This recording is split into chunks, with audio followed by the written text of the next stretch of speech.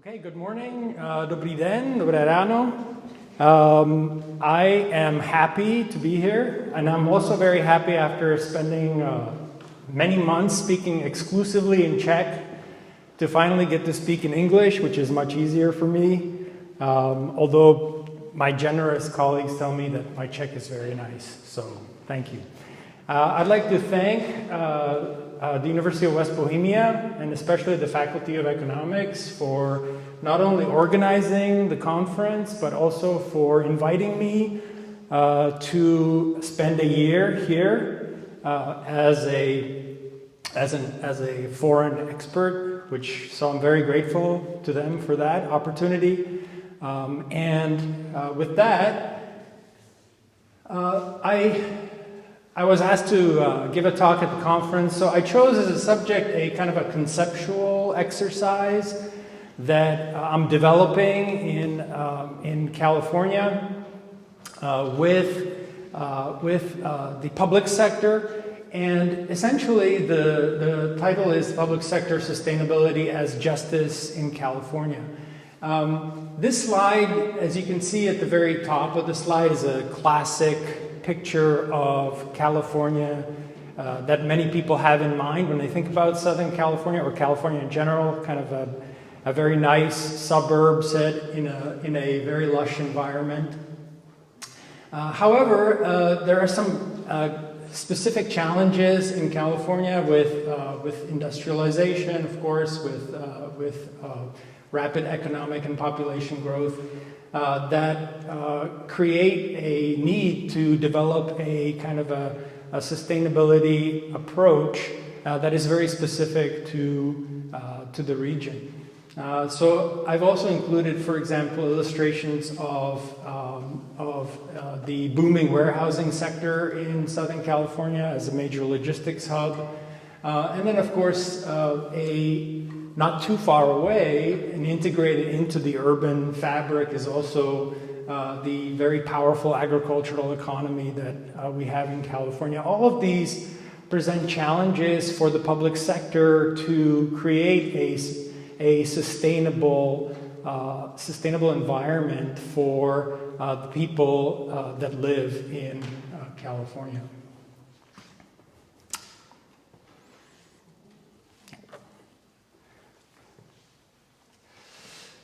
So what are some of the challenges for local governments in terms of defining and measuring sustainability is the main kind of emphasis of this conceptual exercise.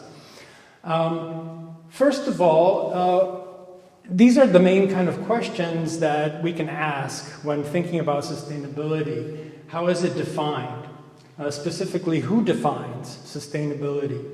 How is it measured? Who measures sustainability? How is sustainability integrated into governance? Right? So these are the main kind of questions that I ask while conducting this exercise. The biggest challenge that I found in terms of all of those questions is standardization and geographic fit. Of course, I put geographic fit because I'm a geographer and that's the way I think about the problem. So the fit to specific places. And one of the big obstacles I found in California in general, and also in most other places, including Europe, is that there is a huge public sector fragmentation in terms of addressing sustainability, and at the same time, public sector autonomy, meaning that the public sector, in many cases, cities, counties, regional governments, national governments, get to define sustainability the way they want to define it.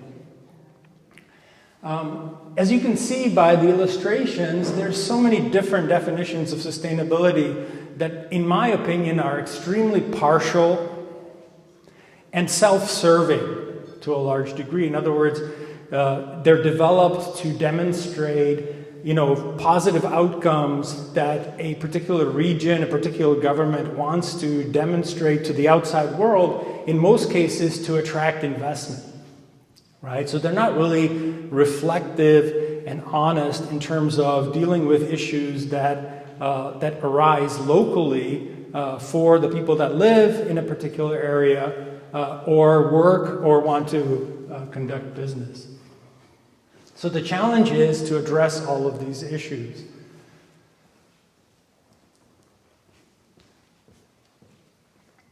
So what is the solution, or what are some of the solutions that we're thinking about in terms of the specificity of California itself?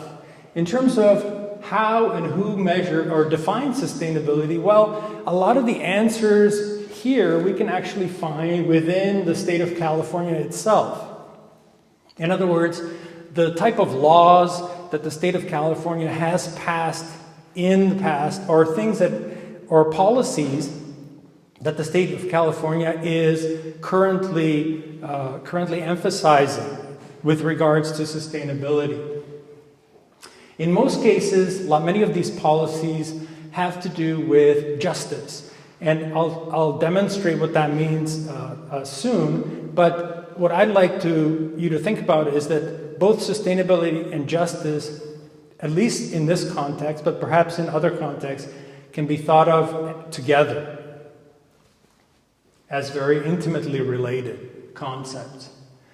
So in terms of how and who measures sustainability, again, the state of California, because it has passed certain regulations, has also created databases and has begun gathering data in a very specific manner which underlies the policy. So the policies that it's passed are measurable and long-term, so it can be measured over a long period of time. So there is some hope that the data is standardized and it will be constantly available.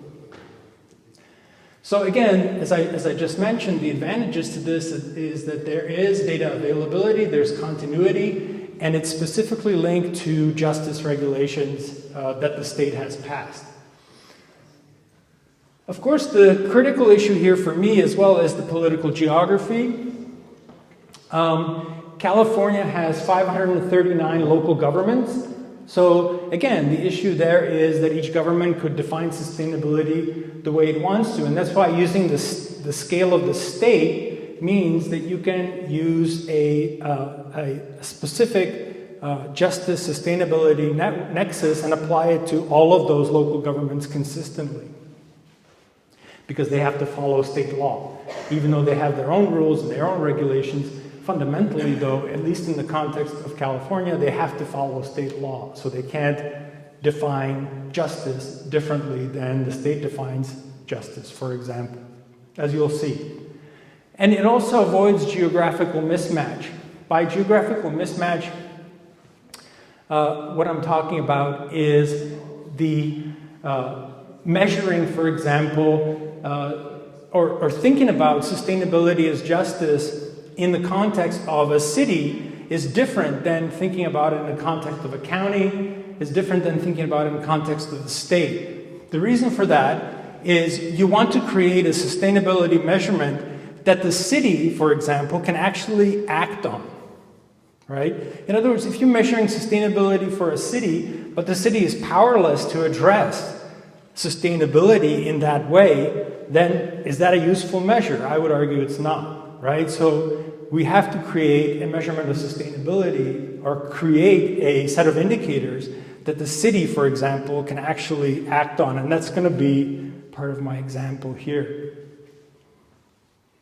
By the way, same goes for counties, same goes for states as well, right? They have to be actionable. That's why scale is important. Okay, so, and oh, by the way, and this, of course, this diagram here is the kind of a minor point, which probably everybody knows, and that is sustainability is an integration of all three areas: social, economic, and environmental. One of the big problems in California is that, sustainability usually is measured strictly as economic indicators or mostly as environmental indicators. Rarely is it measured as economic or social indicators, which are often excluded. So the other part here is to be comprehensive and measure it with all three indicators.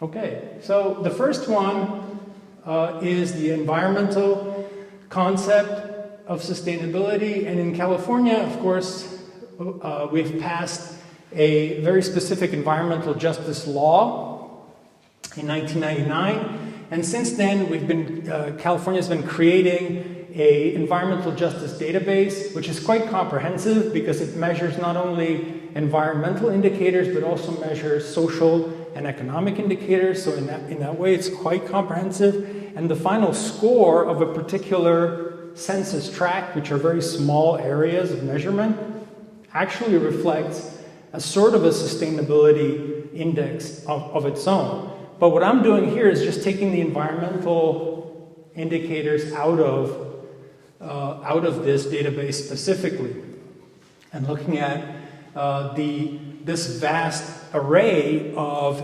variables that are used to measure environmental pollution at a very small scale, right? And you can see on the map, the scale that's used are census districts, again, which are very small areas.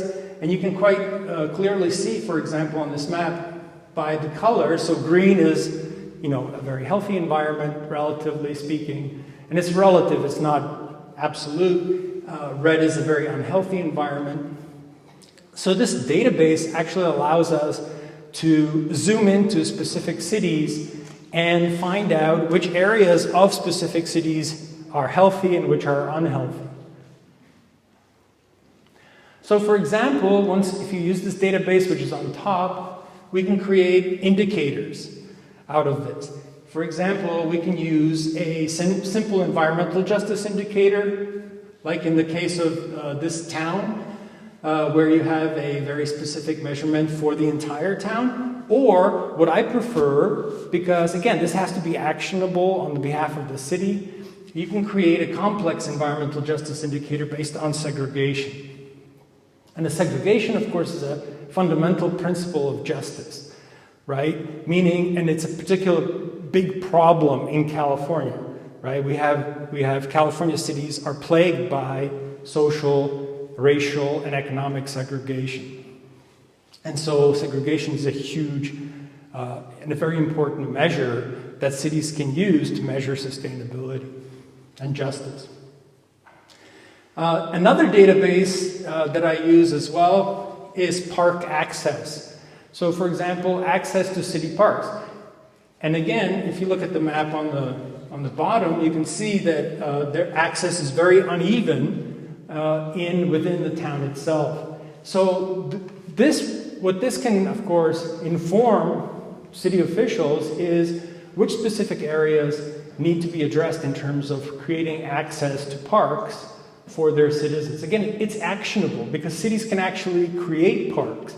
They have that power. Therefore, it's something that's actually useful as a measurement of sustainability, environmental sustainability for cities themselves.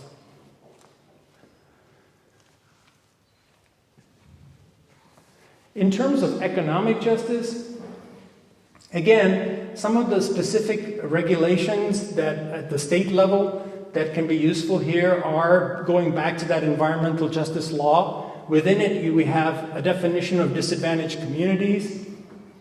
And disadvantaged communities are specifically targeted by the state of California for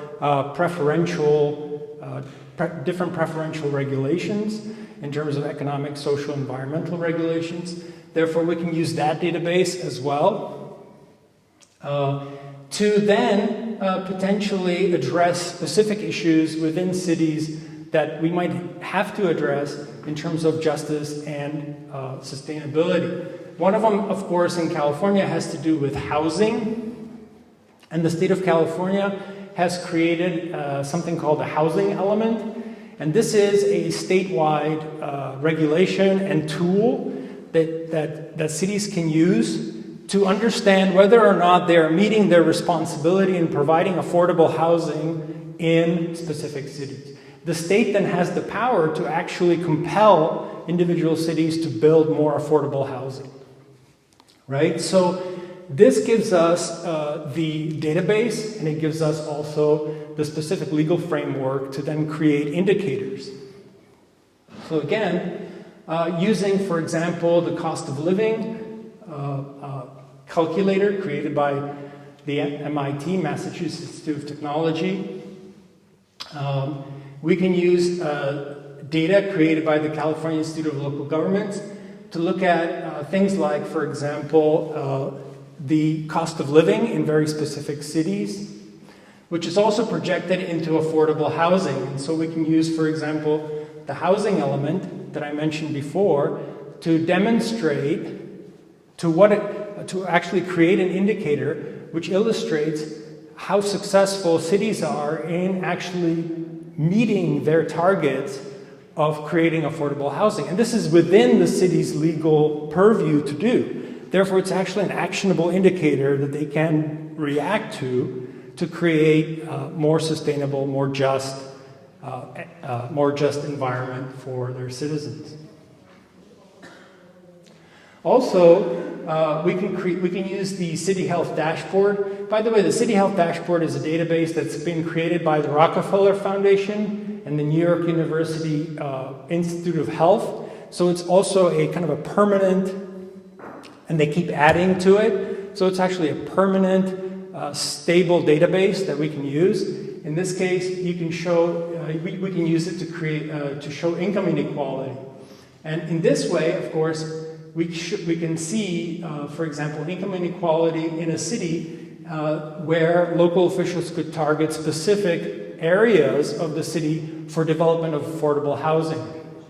Right? Preferably, affordable housing would be created in high opportunity areas, not in areas that are poor to begin with. Right? So this gives us the tool to kind of monitor whether or not cities are actually creating a more just, more sustainable environment.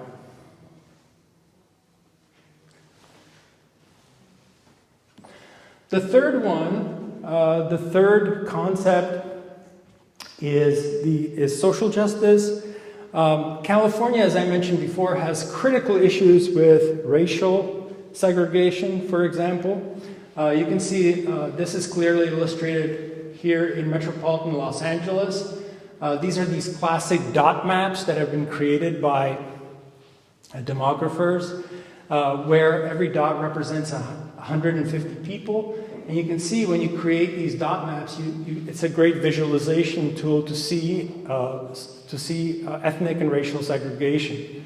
And you can see Los Angeles is an extremely segregated place. So one issue, of course, has to do with addressing racial segregation in cities.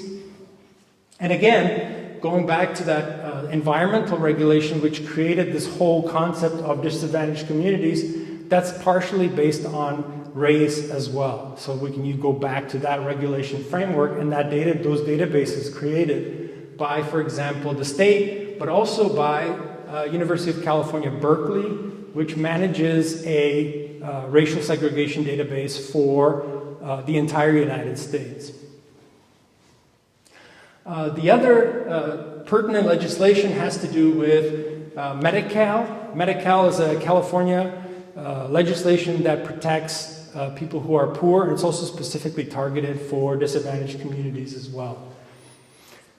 So using those databases, again, using the City Health Dashboard database, and then the UC Berkeley database, which is illustrated in that above map, which shows racial ethnic segregation within the greater Los Angeles metropolitan area, and using, for example, this database, the City Health Court database showing segregation within Los Angeles area based on life expectancy, which is a proxy variable for health.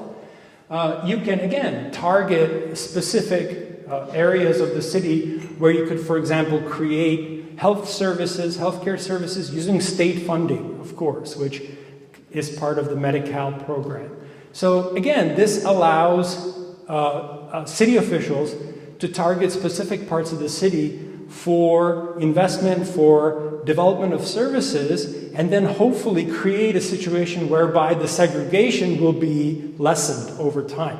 And that's how you would measure whether or not a city is more and more successful, or any public sector government is more successful in the long term, is if it becomes desegregated as opposed to more segregated.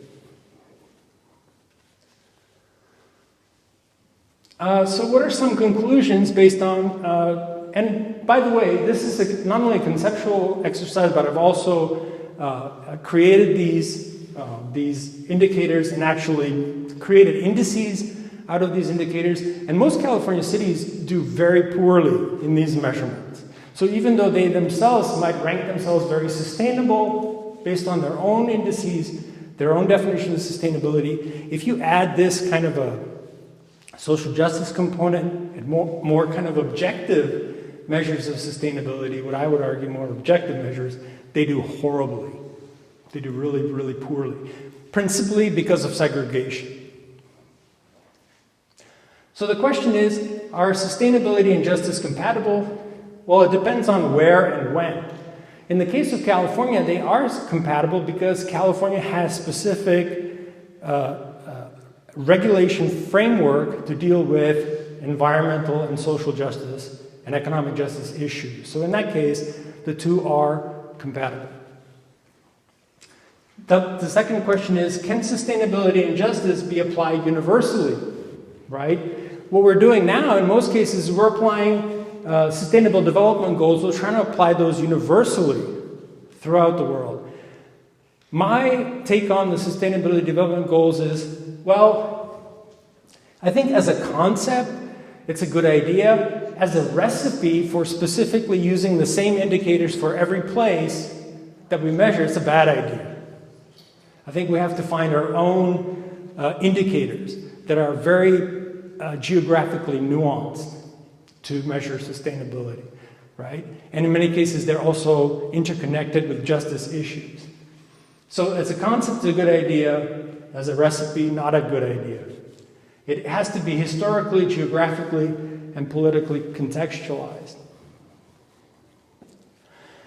In California, in the specific case of California, because of the regulation framework, because of the data availability, because of the state priorities and the local possibilities to act on those priorities, the better idea is to come up with more of a nuanced measurement of sustainability as justice that, hopefully we're striving to create. All right, thank you very much.